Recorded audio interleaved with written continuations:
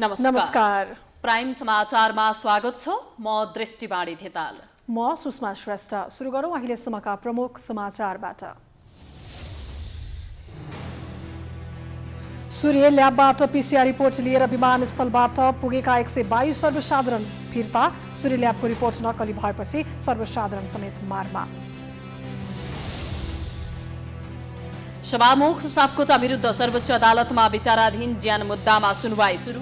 संवैधानिक इजलासमा सुनवाई जारी।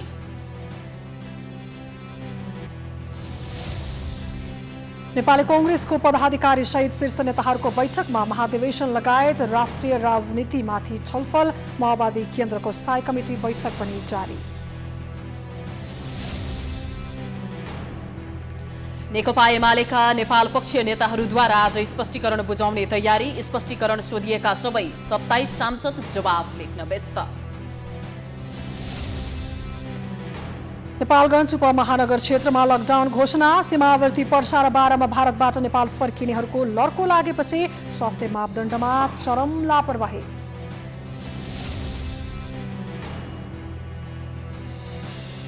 कोरोना संक्रमण उच्च भएपछि भारतीय प्रधानमन्त्री मोदीद्वारा देशवासीका नाममा सम्बोधन।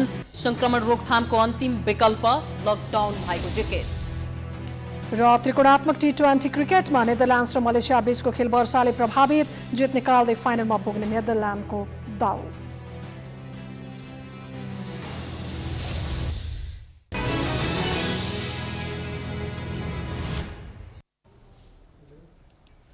अब समाचार विस्तारमा। सिनामंगलको सूर्य ल्याबबाट पीसीआर रिपोर्ट लिएर विमानस्थल पुगेका 122 जनालाई फर्काइएको छ। विभिन्न देशमा जानका लागि सूर्य ल्याबबाट यात्रुहरू विमानस्थल पुगेका थिए। उनीहरूलाई फर्काइएको हो।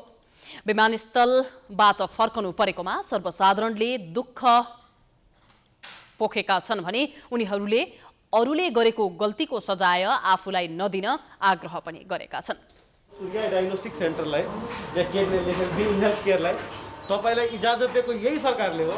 यही सरकारले हामीलाई यसको रिपोर्ट बाहेक अन्तबाट जान पाउँदैन भनेर यही सरकारले भन्ने ल उसको हामी त अस्ति गराएको हिजो यहाँ के भएको छ हामीलाई त केही जानकारी छैन। हिजोसम्ममा हामीलाई केही जानकारी छैन। हामी त एप्रुभ गरेर हामी त लिएको एप्रुभ गरेर सबै कुरा हामी त एकदम ठिक छौँ नि। घरेरी घर धितोमा राखेर गिर्वामा राखेर आएछौँ। 1,80,000 कसैले 2 लाख रुपियाँ लगाएर आउँछन्। तर हामीले त्यो पैसा कहाँबाट उठाउने, फर्केर घर गएर त्यो पैसा कहाँबाट उठाउने? हाम्रो केही छैन भने त्यही घर छ भने घर बिक्री गऱ्यो भने हाम्रो बालबच्चा ज्यानहरू कहाँ पल्छन् त्यो कुरा हो। तर हामीलाई न्याय चाहियो सर। हाम्रो बापत रकम चाहियो, न्याय चाहियो, या त हामीलाई त्यही अनुसारमा टिकट दिनु पर्यो। विमानस्थल सुरक्षा कार्यालयका प्रमुख राजेशनाथ बास्तोलाले सूर्य ल्याबमा छापा मारेर नक्कली पीसीआर रिपोर्ट बनाएको खुलेपछि एयरलाइन्सले त्यो ल्याबमा परीक्षण गराएका यात्रुहरूलाई ओह्रालेको जानकारी दिनुभएको छ। मंगलबार महानगरीय अपराध महाशाखाले अपरेसन चलाएर प्रयोगशालाका 6 कर्मचारीलाई पक्राउ समेत गरेको थियो।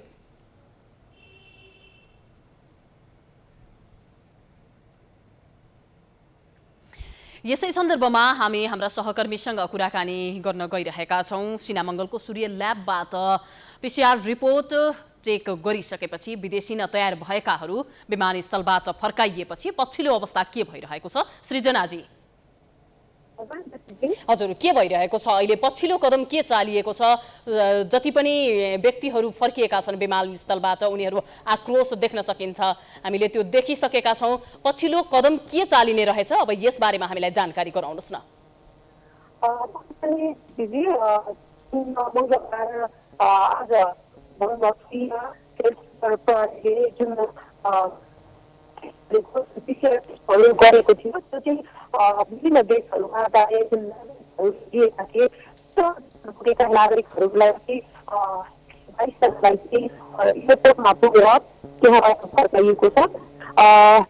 जुन त्रिभुवन अन्तर्राष्ट्रिय विमानस्थलबाट चाहिँ विदेश उड्न लागेका व्यक्तिहरू हुन् जुन पीसीआर रिपोर्ट नक्कली भएको हुन सक्ने आशंकामा चाहिँ अध्यागमन विभागले चाहिँ उनीहरूलाई त्यहाँबाट फर्काइएको छ। हजुर, यो आशंका हो या पुष्टि भइसकेको हो? के छ यसको पछिल्लो विवरण?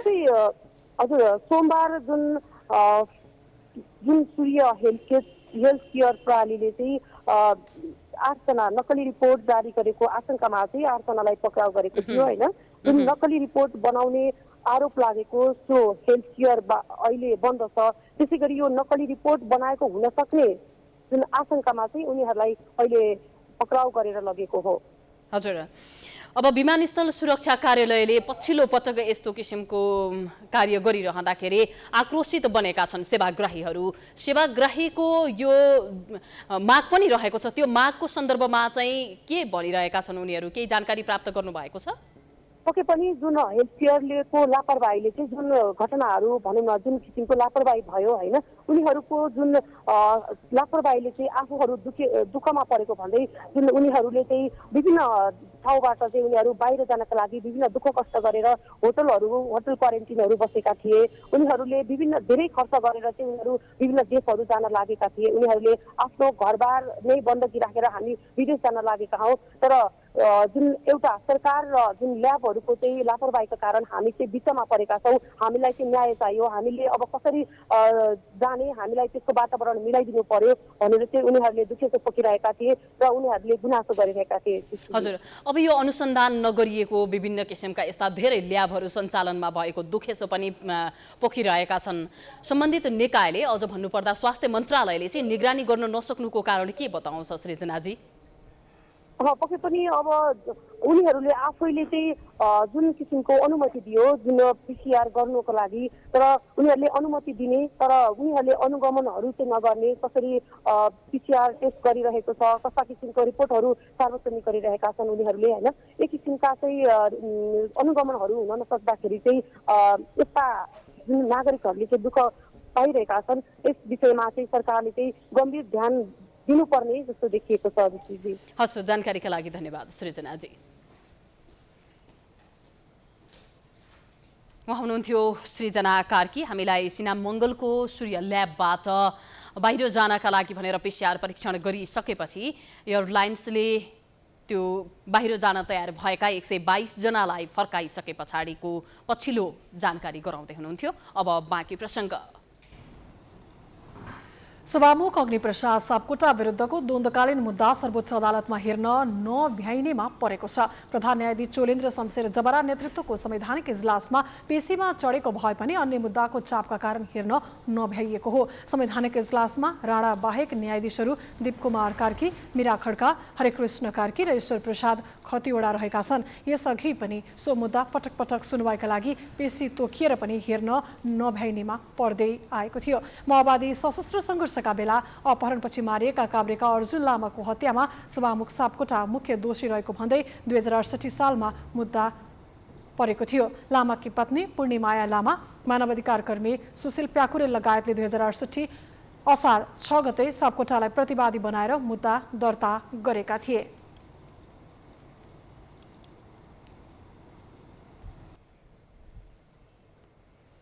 नेपाली कांग्रेसको पदाधिकारी तथा पूर्व पदाधिकारी बैठकमा पार्टी महाधिवेशन र राष्ट्रिय राजनीतिमाथि गम्भीर छलफल भएको छ।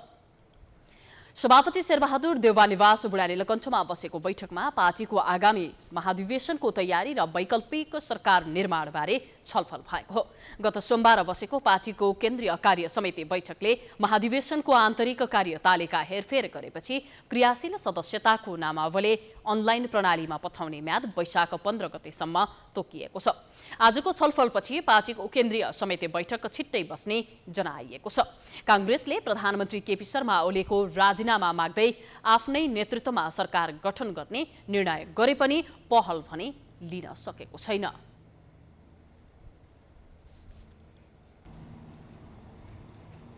नेपाली कांग्रेसका नेताहरू माओवादी केन्द्रले समर्थन फिर्ता नलिँदा र जसपाले ठोस निर्णय नगर्दा गठबन्धन निर्माणमा ढिलाइ भइरहेको बताइरहेका छन्। तर नयाँ सत्ता गठबन्धनको लागि कांग्रेस आफैले तदारुकता नदेखाएको कतिपयको बुझाइ छ।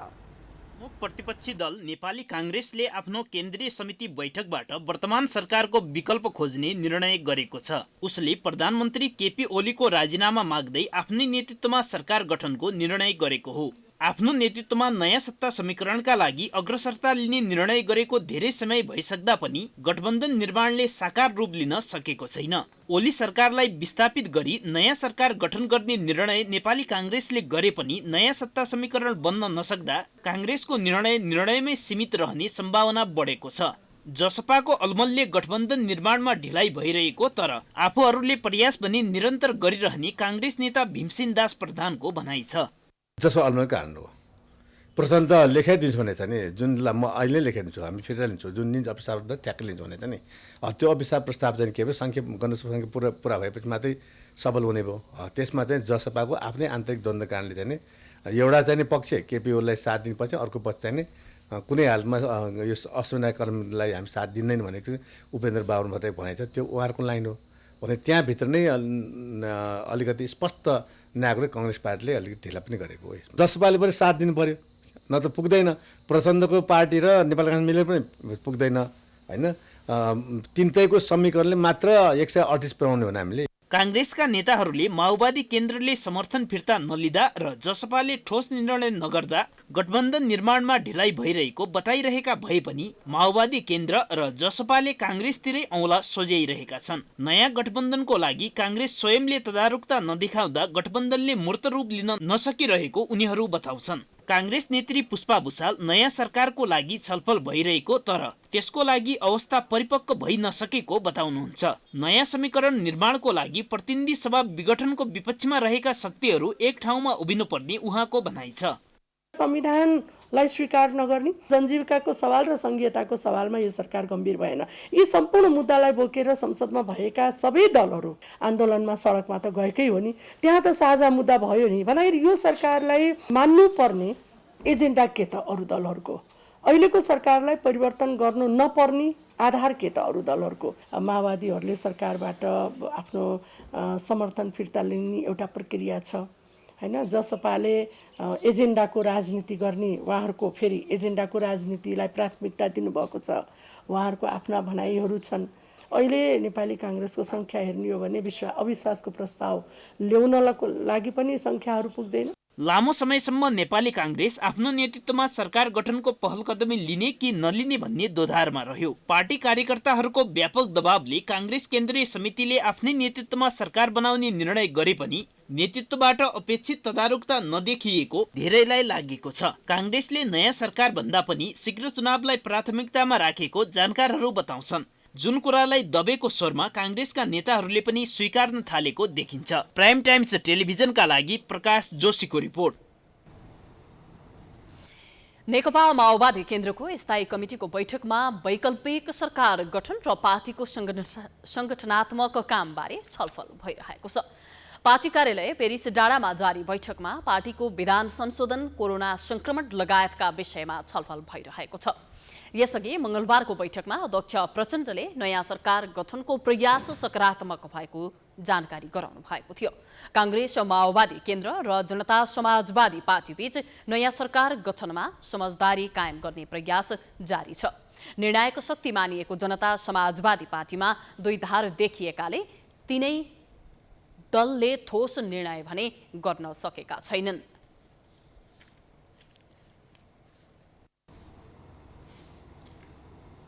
नेकपा एमालेका निलम्बित नेता माधव कुमार नेपाल सहितका नेताहरूले आज स्पष्टीकरण बुझाउने हुनुभएको छ। पार्टी केन्द्रीय कमिटिको निर्णयअनुसार नेता नेपाल सहित भीम रावल, सुरेन्द्र पाण्डे, घनश्याम भुसाललाई 2 दिनभित्र पुनः स्पष्टीकरण पेश गर्न समयसीमा दिएको थियो। नेता नेपाललाई पार्टी अनुशासन विपरीत कर्णालीमा फ्लोर क्रस गर्न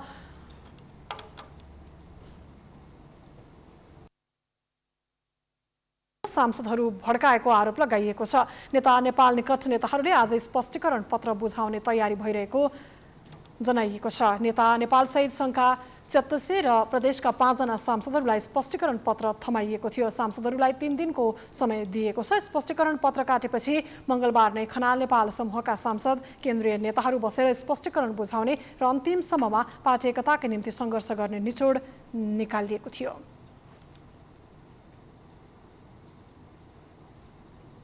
समाचारको सिलसिला जारी छ। हामी विश्रामपछि आउँछौँ।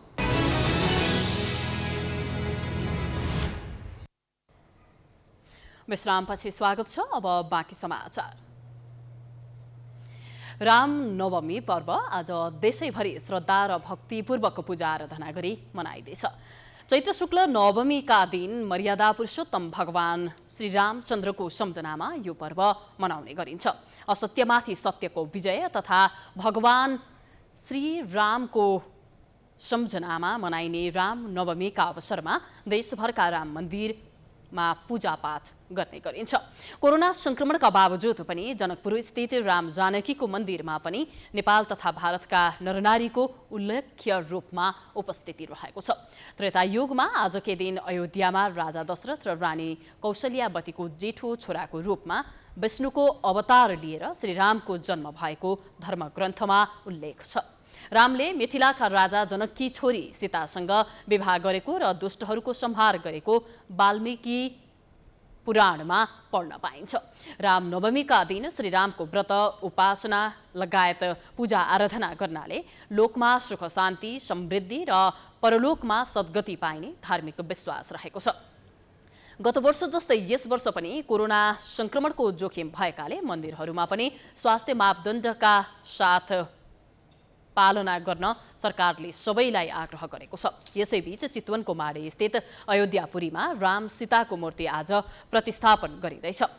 प्रतिस्थापन गर्ने मूर्तिहरू मंगलबार नै प्रधानमन्त्री निवास बालुवाटारबाट रथयात्रा सहित चितवन लगिएको छ।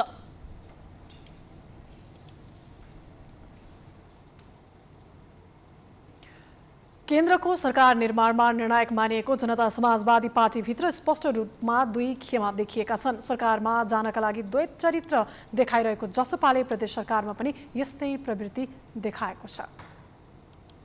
केपी शर्मा ओलीलाई साथ दिने मनसायसहित अघि बढिरहेको जनता समाजवादी पार्टीलाई गण्डकी प्रदेशका मुख्यमन्त्री पृथ्वी सुब्बा गुरुङ विरुद्ध अविश्वास प्रस्ताव दर्ता गर्न माओवादी केन्द्र र काङ्ग्रेसलाई सघाएसँगै अन्यलग्रस्त वातावरण बनेको थियो।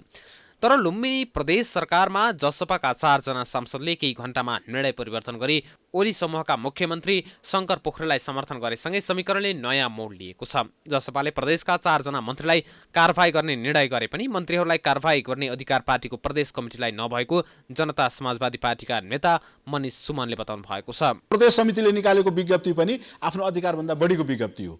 उले गरेको कारबाही पनि आफ्नो अधिकारभन्दा बढीको कारबाही हो।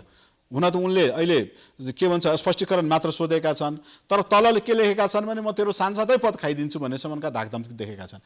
त्यो प्रदेश समितिको अधिकारभन्दा माथिको कुरा हो। त्यो अधिकार पार्टीको केन्द्रीय कार्यकारिणी समितिसँग मात्र सीमित छ।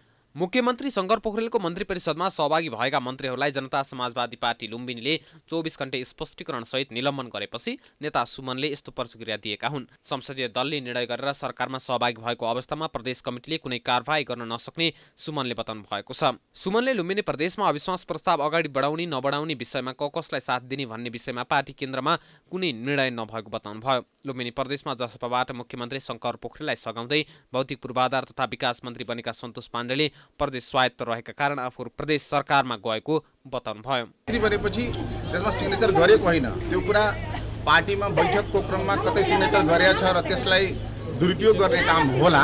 तर अहिले अब 4 जना यहीँ छन्, बहुमत सङ्ख्या यहीँ छ, हाम्रो दलकै निर्णय गरेर अनि हामी यहाँ आएको हो। त्यसले गर्दा हजुरहरू त्यसमा निश्चिन्त के हुनुहोस्। त्यसमा हामीले यो जनता समाजवादी पार्टीको नै माननीय भएर आज मन्त्री बन्या हो र यसमा कुनै सन्देह नगर्नु। जे छ जे भएको छ यो यथार्थमा भएको छ र यथार्थ रूपमा अगाडि छ देख्नु भएको छ। केन्द्रीय कार्यकारिणी समितिले समयमा निर्णय नदिँदा कर्णाली प्रदेश दुर्घटना भएको सुमनले स्वीकार्दै आफूहरूका बन्दी तथा कार्यकर्ता रिहाई लगायतका विषयमा प्रधानमन्त्री ओली सकारात्मक रूपमा अघि बढिरहनु भएकाले उहाँलाई साथ र समर्थन रहने बताउनु भयो।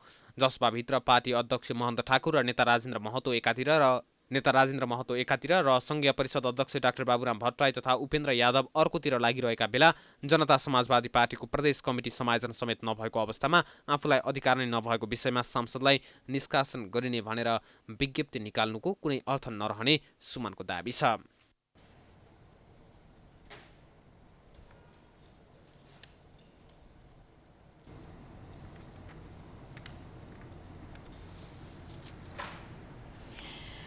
सरकारले 5 जना भन्दा बढी मान्छे एकै ठाउँमा भेला हुन नपाउने निर्णय गरे पनि त्यसको पालना सरकारबाटै भएको छैन। मापदण्ड जारी भएकै दिनदेखि उच्चपदस्थ व्यक्तिबाटै मापदण्डको खुल्ली उडाइएको छ।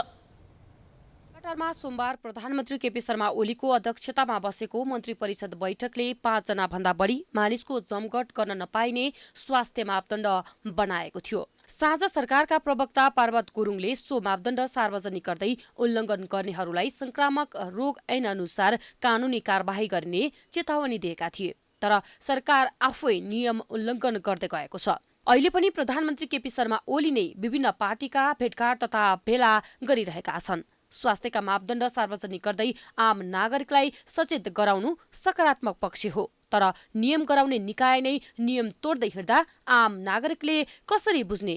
के नागरिकको लागि मात्रै हो त नियम? उच्च पदस्थका व्यक्तिले भिडभाड गर्दा कोरोना संक्रमणको जोखिम नहुने हो र भन्ने आम नागरिक बताउँछन्। कोभिड संक्रमण नियन्त्रणका लागि सरकार र नागरिकको भूमिका उत्तिकै हुन्छ। तर देशको अभिभावकले नै नियम मान्दैनन् भने नागरिकले के सिक्ने? त्यो त एकदमै अहिले हेलचेक्रे भइरहेछ। किनभने बाहिर इन्डियातिर यतातिर मास्क नलाउँदा जरिमानाहरू गर्ने त्यस्तो गर्ने छ। यहाँ त अब खुल्ला अब भन्यो भने त्यही यो नागरिक आफैले पनि कुनै धेरै जसले गरिरहेको छैन। आफ्नो सुरक्षा आफैले गर्नु खोजिरहेको छैन। त्यही आफ्नो मेरो विचारमा सरकारले भन्दा पनि आफ्नो सुरक्षा आफैले गर्नु पर्यो जस्तो लाग्छ। सरकारले सचेतना जगाउनु पर्यो होइन। नागरिकहरूले पनि आफ्नो जिम्मेवारी आफैले चाहिँ निभाउनु पर्यो। आदेशको अवज्ञा गर्ने वा आदेश कार्यान्वयनमा बाधा पुर्याउने व्यक्ति तथा संस्थालाई संक्रमण ऐन 2020 बमोजिम कारबाही र सजाय हुने बताइएको छ। के आदेशको प्रथम उल्लङ्घनकर्ता प्रधानमन्त्री केपी शर्मा ओलीलाई के सजाय हुन्छ त? नहुने भए बनाएका कानून के जनताका लागि मात्रै हो त? जनस्वास्थ्य विज्ञ डाक्टर समीरमणि दीक्षितका अनुसार मापदण्ड समान रूपले लागू गर्नुपर्ने बताउँछन्। आफ्ना पदसँगै भएको जिम्मेवारी पूरा गर्नुपर्ने डाक्टर दीक्षित बताउँछन्। यो त राष्ट्रपतिदेखि प्रधानमन्त्रीदेखि देशका मन्त्रीहरूदेखि लिएर सांसददेखि लिएर हामी आम नागरिक सबैलाई लागू हुन्छ र हुनुपर्छ। हामीलाई चाहिँ लागू गर भने तर आफूले चाहिँ नेताहरूले प्रधानमन्त्रीज्यूले राष्ट्रपतिज्यूले आफ्नो तरिकाले भिडभाड गर्ने भिडभाडमा संलग्न हुने हो भने चाहिँ नि त्यो यो नियमको मापदण्डको मतलबै भएन। यो सबैलाई समान रूपमा लागू हुनुपर्छ र त्यो जिम्मेवारी पनि हो। एउटा ठुलो पदमा बसेपछि त्यो पदसँग भएको एउटा जिम्मेवारी पनि आउँछ कि त्यो जिम्मेवारी चाहिँ सबैले समान रूपले पुरा गर्नुपर्छ र त्यो नियम चाहिँ सबैले पालना गर्यो भने मात्रै यो रोगलाई हामीहरू नियन्त्रणमा ल्याउन सक्छौँ। किनभने अहिलेको जुन सङ्क्रमण छ एकदमै आक्रामक छ, एकदमै छिटो छरितो रूपमा सरिरहेछ। नत्र हामीले त्यो नियम पालना गरेन भने यसले निकै छिटो धेरैलाई सङ्क्रमण गर्नेवाला छ। स्वास्थ्य तथा जनसङ्ख्या मन्त्रालयबाट जारी भएका मापदण्ड योजना र आदेश संघीय निकाय, प्रदेश सरकार, स्थानीय तह, सार्वजनिक तथा निजी सङ्घ संस्थाले पालना गर्नुपर्ने स्पष्ट उल्लेख छ। सरकारले सार्वजनिक गरेको आदेशमा वैशाख मसान्तसम्म प्रार्थना बाहेकका धार्मिक समारोहहरू नगरिने भनिएको छ। तर प्रधानमन्त्रीले उद्घाटन गरेको यो रथ यात्राका लागि बुधबार चितवनको देवघाटमा 800 र माडीमा 1500 मानिसलाई भोजको व्यवस्था गरिँदैछ। प्रधानमन्त्रीका तर्फबाट हस्तान्तरण गरिएका ती मूर्तिहरू बालुवाटारमै राखिएका थिए। मंगलबार सबै मूर्तिहरू लावा लस्करका साथ माडी लगिएका छन्। काठमाडौँदेखि चितवनसम्म गरिने रथ यात्रामा तामझाम र भिडभाड अरू बढ्ने देखिएको छ। मोरङको उर्लाबारी मधुमल्ला हुँदै पाँचथरको रवि जोड्ने सडक निर्माण कार्य अलपत्र परेको छ। सडकको कालोपत्रे निर्माण कार्य सुरु भएको करिब 9 वर्ष हुँदा पनि निर्माण कार्यले पूर्णता नपाएको भन्दै स्थानीय आक्रोशित भएका छन्। ठेकेदार कम्पनीले सडक निर्माणको काममा लापरवाही गरेको भन्दै स्थानीय आन्दोलित भएका छन्। सडक कालोपत्री गर्न थालेको 9 वर्ष बितिसक्दा समेत निर्माण कार्यले पूर्णता नपाएको भन्दै स्थानीयहरू आक्रोशित भएका हुन्। स्थानीयले सडक मर्मत सङ्घर्ष समिति गठन गरी कालोपत्र निर्माणको काम अगाडि बढाउन माग गर्दै सडक समेत अवरोध गर्दै आएका छन्। राज्यका ध्यान आकर्षण होस् भन्नका लागि हामीले के गर्यौँ भन्नुहुन्छ भनेदेखि यहाँका माननीयज्यूहरूलाई शुद्ध हामीले निमन्त्रणा गऱ्यौँ, प्रदेश सांसदलाई गऱ्यौँ, केन्द्रीय सांसदलाई गऱ्यौँ र हुँदै हुँदै हामीले वार्ड अध्यक्षलाई उपस्थित गरायौँ र नगर सिङ्गो नगर टिमलाई मेयर उपमेयर लगायत सबैलाई हामीले अनुरोध गरेर यहाँका बुद्धिजीवी मान्यगण्य सबैलाई राखेका छौँ र यो हाम्रो जहिलेसम्म यो बाटोलाई सम्पूर्ण र यो यदि हाम्रो सुनवाई हुँदैन हामी त्योसम्म हिजो हामी एकदम सङ्घर्ष गर्न अगाडि गर्न मेरो टिमलाई प्रतिबद्धताका साथ जे गर्न यदि लट्ठी खानुपर्छ, गोली खानुपर्छ, सायद मृत्यु नै हुनुपर्छ भने पनि एकदम प्रतिबद्धता जनाउँदै यो टिमलाई यो बाटो नगरेर माथिबाट सुनाइ नहुन्जेली र म यो केही हुन्छ बाटो भन्ने कुरा आधिकारिक नहुन्जेली हामी निरन्तरता दिनेछौँ र बाटोलाई हामीले आज आज भोलि यसो भयो भोलि यो भनेर जति प्रतिवेदन आउँछ पुलिस प्रशासन जे आए पनि हामी छाड्ने होला छैन। 2069 सालमा ठेक्का सम्झौता गरेर सडक कालोपत्रीको जिम्मा पाएको प्रेरा ज्योति देवी कन्स्ट्रक्सनले सडक निर्माणको काम विषयमा अलपत्र पारेको हो। निर्माण कम्पनीले ठेक्का सम्झौता भएको मितिले 2071 जेठमा निर्माण सम्पन्न गरी सम्बन्धित निकायलाई बुझाउनु पर्ने सहमति पत्रमा हस्ताक्षर गरेको थियो। निर्माण कम्पनीको लापरवाही र निरीह सरकारका कारण स्थानीयहरूले वर्षौंदेखि धुलो, धुवाँ तथा सडक दुर्घटना जस्ता जोखिम समस्या झेल्दै आएका छन्। यो चाहिँ हाम्रो 7औं पटक हुन सक्छ। मैले ठ्याक्कै मेमोरीमा राख्न सकिनँ। सङ्घर्ष गर्यौँ, आन्दोलन गर्यौँ, डेलिगेसन गऱ्यौँ, स्थानीय सरकारसँग कुरा गर्यौँ। स्थानीय सरकारले यो हामी भित्रको कार्यक्षेत्र पर्दैन भन्ने कुरो गर्यो। त्यस पछाडि हामी प्रदेश सरकारसँग गयौँ। प्रदेश सरकारले पनि यो मुद्दा परेको छ, मुद्दा परेको कारणले गर्दा यसको फैसला नभएसम्म अर्को टेन्डर लाउन सकिँदैन भन्ने एक खालको जवाब थियो। सरकार र राज्यले चाहँदा जे पनि हुन सक्छ भन्ने कुरो नेपाली नागरिकले बुझिसकेका छौँ। आखिरी यत्रो स्थानीयहरूलाई वर्षौँदेखि पीडा भइरहँदा धुलम्मे भएर बसिरहनु पर्दा पनि राज्यको ध्यान चाहिँ यस सडकतर्फ नगएको हुँदा हामी आन्दोलन गर्न विवस्ता र बाध्यतामा फँसेका छौँ। उर्लाबारीबाट मधुमल्ला हुँदै 5 थरको रवि जोड्ने सडकलाई यस भेगको समृद्धिको मेरुदण्डको रूपमा लिएको छ। तर ठेकेदारको लापरवाहीका कारण कालोपत्री सम्पन्न नहुँदा सर्वसाधारण तथा यात्रुले शास्ति पाएका छन्। जनताको माग अनुसार स्थानीयको अभियानमा आफ्नो पनि ऐक्यबद्धता रहेको जनप्रतिनिधिले बताएका छन्। बिहान पानी हाल्ने, बेलुका पानी हाल्ने, मोटरसाइकल कुदाउँदै गरेको चाहिँ व्यक्ति त्यो लेदोमा चिप्लेर चाहिँ दिनै पछि चाहिँ 5-7 जना चाहिँ लड्ने, घाइते हुने त्यस्तो क्रम बढेर र हिँड्दा पनि हामी पैदल यात्री चाहिँ त्यो हिलोबाट पनि सुरक्षित नहुने भयौँ र बालबच्चाहरू वृद्धहरूलाई अझ जोखिम चाहिँ उत्पन्न भएको महसुस चाहिँ मैले गरेको छु र यसलाई चाहिँ जसरी अहिले 5 र 6 का चाहिँ सम्पूर्ण जनताहरू उपभोक्ताहरू चाहिँ आन्दोलित हुनुभएको छ। यसमा चाहिँ 5 नम्बर वडा कार्यालयको तर्फबाट 5 नम्बरका जनप्रतिनिधिको तर्फबाट हामीले पूर्ण ऐक्यबद्धता चाहिँ व्यक्त गरेको कुरा यहाँहरूलाई जानकारी गराउन चाहन्छु। उर्लाबारीबाट मधुमल्लासम्मको 12 किलोमिटर मात्र कालोपत्री भएको छ भने बाँकी सडक खण्ड धुलाम्मे र खाल्डाखुल्डी परेका छन्।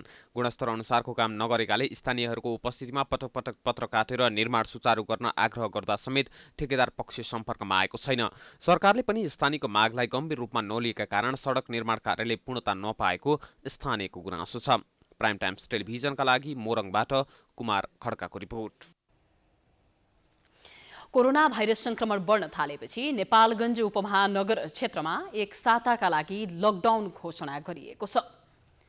जिल्ला कोभिड सङ्कट व्यवस्थापन समितिले बाँके जिल्लामा लकडाउनको सिफारिस भएपछि जिल्ला प्रशासन कार्यालयले भने नेपालगञ्ज उपमहानगर क्षेत्रमा मात्र लागू हुने गरी एक साताका लागि लकडाउनको घोषणा गरेको हो। आज राति 12 बजेबाट वैशाख 15 गते राति 12 बजेसम्म अत्यावश्यक बाहेकका सबै सेवा बन्द गरिएको प्रमुख जिल्ला अधिकारी शिवराम गेलालद्वारा जारी गरिएको आदेशमा जनाइएको छ। उपमहानगर क्षेत्रमा मात्रै 375 बढी सक्रिय संक्रमित रहेको, अस्पतालहरूमा कोभिड वार्डहरू सबै भरिभराउ भएको, नयाँ थपिने क्रम नरोकिएको भन्दै कोरोनाको संक्रमण रोक्नका लागि लकडाउन गरिएको आदेशमा उल्लेख गरिएको छ।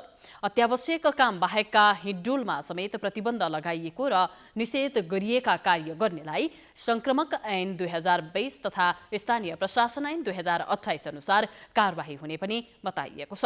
लकडाउन हुने भएपछि स्थानीयले अति आवश्यक वस्तु लगायत सरसामान खरिद गर्न थालेका छन्। सीमावर्ती जिल्ला पर्सा र बारामा कोरोना संक्रमणको जोखिम भयावह बन्दै गएको छ। लामो समयसम्म न्यून संख्यामा झरेको कोरोना संक्रमितहरूको संख्या चैत अन्तिम सातादेखि वात्तै बढेको छ। कामको सिलसिलामा भारत पुगेका नेपाली अहिले भारतमा कोरोनाको कहरसँगै लकडाउन हुन थालेपछि धमाधम नेपाल फर्किन लागेका छन्।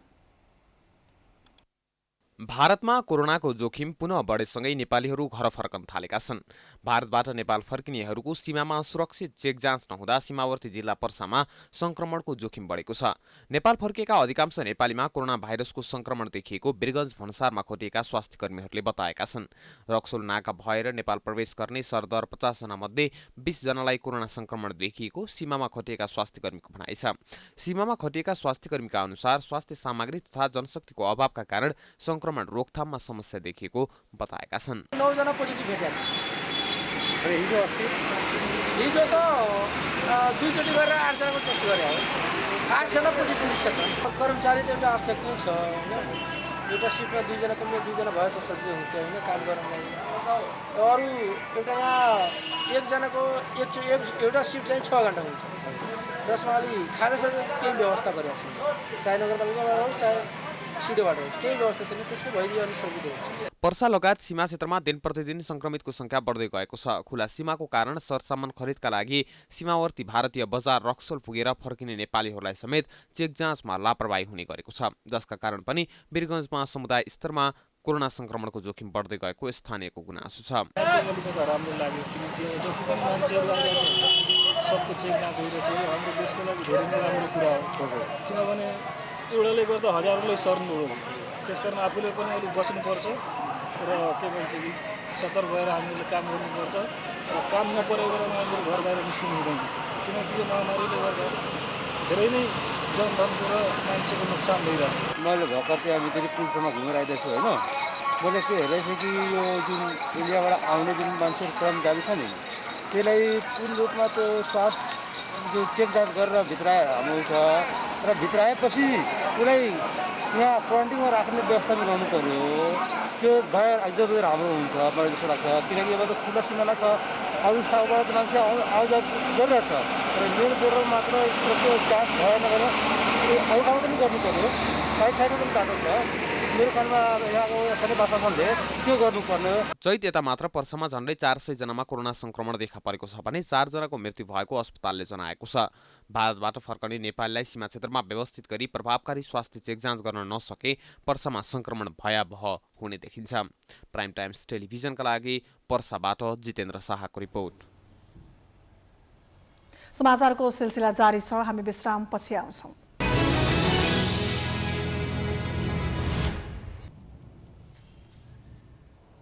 विश्रामपछि स्वागत छ। अब बाँकी समाचार। पछिल्लो उदयपुरका महिलाहरू व्यावसायिक रूपमा कृषि पेसातर्फ आकर्षित भएका छन्। त्रियुगा नगरपालिका 16 स्थित एक महिलाले भैँसी पालन व्यवसायबाट मनग्य आमदानी गर्दै आएकी छिन्। स्थानीय बिन्दा कार्कीले भैँसी पालन गरी मासिक 50,000 भन्दा बढी आमदानी गर्दै आएकी हुन्। आफ्नै लगानीबाट व्यवसाय सुरु गरेकी कार्की अहिले गाउँकै सफल र नमुना कृषकको रूपमा चिनिन्छन्। त्रियुगा नगरपालिका 16 स्थित स्थायी खोलाकी बिन्दा कार्कीले 2074 सालदेखि व्यावसायिक रूपमा भैँसी पालन सुरु गरेकी हुन्। सुरुवाती चरणमा 5वटा माउ भैँसीबाट व्यवसाय सुरु गरेको कार्कीको फर्ममा हाल 24वटा भैँसी छन्। ती भैँसीबाट दैनिक रूपमा उत्पादन हुने 60 देखि 70 लिटर दुध उदयपुरकै गाईघाट बजारमा खपत हुने गरेको छ। मेहनत र कर्ममा विश्वास गर्ने कार्की अहिले गाउँकै नमुना र सफल कृषकका रूपमा चिनिएकी छिन्। उनले व्यवसायबाट मासिक 50,000 भन्दा बढी नाफा गर्दै आएको बताएका छन्। लकडाउनको समयमा समेत दुधको माग र निर्यातमा कुनै प्रभाव नपरेका कारण व्यवसायबाट कार्की सन्तुष्टि छिन्। 5वटाबाट फर्म सुरु गरेको दर्ता पाडापाडी गरेर 24वटा भइसकेको 23-24वटा भइसकेको छ। अब राम्रै लागिरहेछ, मलाई चाहिँ धेरै खुसी लागिरहेछ। घरमा बसेर गर्ने काम भनेर कति त भन्नुहुन्छ किसानले यस्तो यो गोबर सोबर सोर्ने काम के गरेको भन्ने कुरा गर्नुहुन्छ, तर म यसमा खुसी छु। धेरै राम्ररी नै उत्पादन भइरहेछ। यस्तो लकडाउनको बेलामा पनि यस्तो दुधहरू बेच्नलाई गाह्रो भएन मलाई, राम्ररी नै चल्छ। लगनशील र मेहनत गरे महिलाहरू पनि सफल र नमुना व्यवसायी बन्न सक्छन् भन्ने कार्की गाउँघरमा उदाहरणको पात्र बनेकी छन्। आफ्नै लगानीमा कार्कीले लालीगुराँस भैँसी पालन फर्म दर्ता गरी व्यवसाय गरेको बताइन्। सुरुको समयमा प्राविधिक समस्या भए पनि क्रमशः सुल्झिँदै गएको कार्कीको भनाइ छ।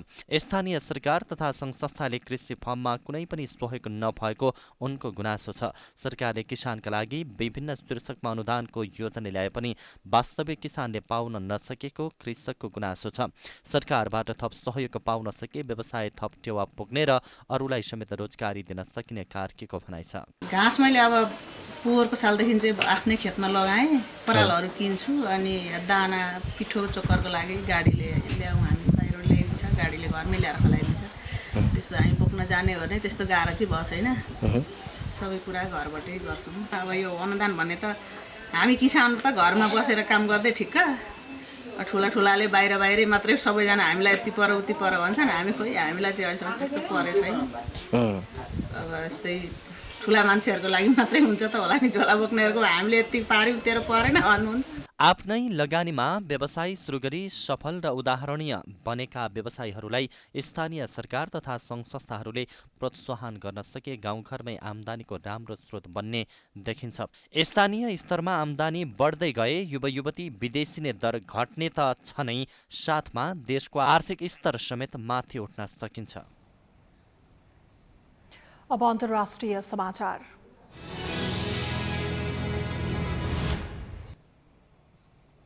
अमेरिकामा गत वर्ष मारिएका अफ्रिकी अमेरिकी जर्ज फ्लोयडको हत्यामा एक प्रहरी अधिकारी दोषी ठहर भएका छन्। अमेरिकी अदालतको 12 सदस्यीय ज्युरीले गत वर्ष मिनियापोलिस सडकमा अफ्रिकी अमेरिकी नागरिक जर्ज फ्लोयडको मृत्यु हुनुमा 45 वर्षीय प्रहरी अधिकारी डेरेक चोविनलाई दोषी ठहर गरेको हो। गत मेमा पक्राउ परेका बेला उनले फ्लोयडको घाँटीमा 9 मिनेटभन्दा बढी घुँडाले थिचेका थिए। त्यसक्रममा फ्लोयडको निधन भएको थियो। यो फुटेज संसारभर व्यापक रूपमा हेरिएको थियो। जातिवाद र प्रहरीले अत्यधिक बल प्रयोगको विरुद्ध विश्वव्यापी प्रदर्शन भएको थियो। चोविन दोस्रो डिग्री हत्या, तेस्रो डिग्री हत्या र हत्याहानि गरी 3 आरोपमा मुद्दा चलाइएको छ। उनको अन्तिम फैसला नभएसम्म उनी जेलमै रहनेछन्। उनी दशकौँसम्म जेलमा बस्न सक्ने बताइएको छ। 12 सदस्यीय निर्णायकले आफ्नो निर्णयमा पुग्न 1 दिनभन्दा पनि कम समय लिएको थियो। फैसलापछि उनलाई अदालतबाटै हतकडी लगाएर लगिएको थियो।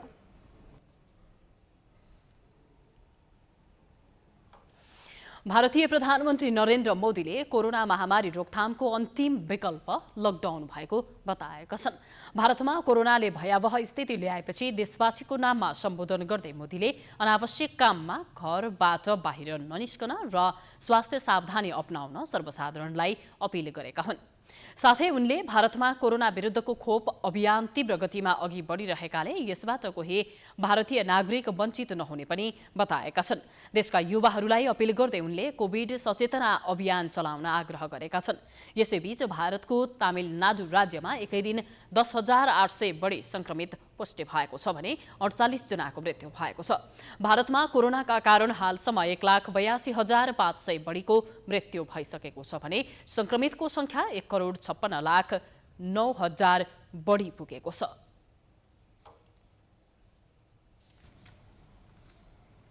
चीनका राष्ट्रपति सी जिनपिङले 1-2 देशले वैश्विक नियम बनाउन नसक्ने र त्यसलाई पालना गर्न जरुरी नभएको बताएका छन्।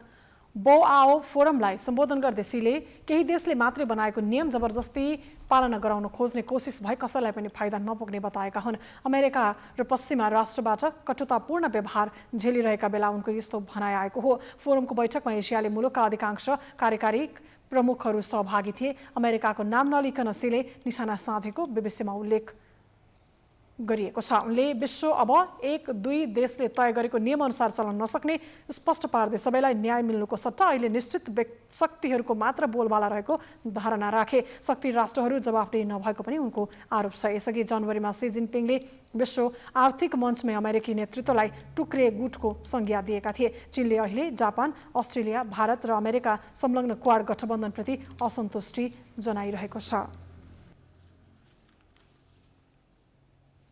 अब खेलकुद समाचार।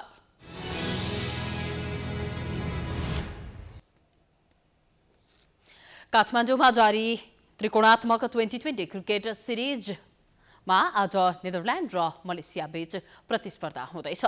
कृतिपुर स्थित त्रिवी क्रिकेट मैदानमा जारी खेल वर्षाले प्रभावित भएको छ। टस जितेर मलेसियाले फिल्डिङ रोजेपछि नेदरल्यान्ड्स ब्याटिङमा उत्रिएको थियो। 10 ओभरमा 3 विकेट गुमाउँदै 68 रन बनाएका बेला मैदानमा पानी परेको थियो। दोस्रो स्थानमा रहेको नेदरल्यान्ड्स आजको जित हासिल गरी फाइनलमा स्थान पक्का गर्ने योजनामा रहेको छ। नेदरल्यान्ड्सले 3 खेलबाट 4 अङ्क जोडेको छ। पहिलो खेलमा नेपालसँग 9 विकेटले पराजित नेदरल्यान्ड्सले दोस्रो खेलमा मलेसियालाई 15 रनले र तेस्रो खेलमा नेपाललाई 3 विकेटले हराएको थियो। उता जितविहीन मलेसियालाई आजको खेल जिते पनि फाइनल पुग्न कठिन छ। मलेसिया पहिलो खेलमा नेदरल्यान्डसँग 15 रनले र दोस्रो खेलमा नेपालसँग 9 विकेटले पराजित भएको थियो। 3 खेलमा 2 खेल जित्दै आयोजक नेपाल 4 अङ्कसहित शीर्ष स्थानमा रहेको छ। नेपालले पहिलो खेलमा नेदरल्यान्ड्सलाई र दोस्रो खेलमा मलेसियालाई समान 9 विकेटले हराएको थियो। नेपालले लिग चरणको अन्तिम खेल भोलि मलेसियासँग खेल्नेछ।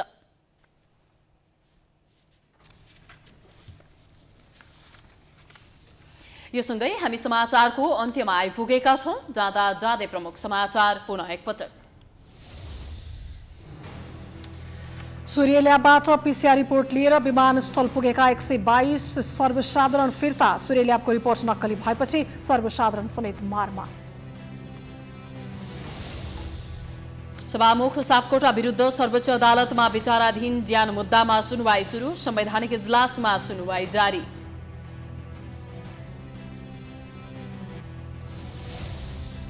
नेपाली कांग्रेसको पदाधिकारी सहित शीर्ष नेताहरूको बैठकमा महाधिवेशन लगायत राष्ट्रिय राजनीतिमाथि छलफल। माओवादी केन्द्रको स्थायी कमिटी बैठक पनि जारी। नेकपा एमालेका नेपाल पक्षीय नेताहरूद्वारा आज स्पष्टीकरण बुझाउने तयारी।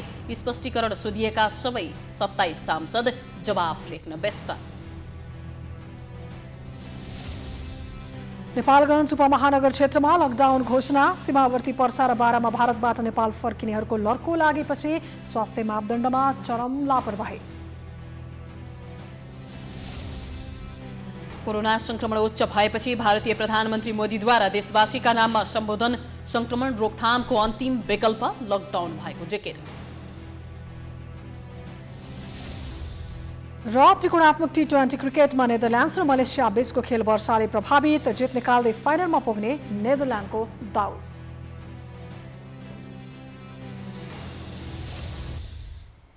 समाचार अहिलेलाई सकियो। हेर्दै गर्नुहोला प्राइम टाइम्स टेलिभिजन। नमस्कार।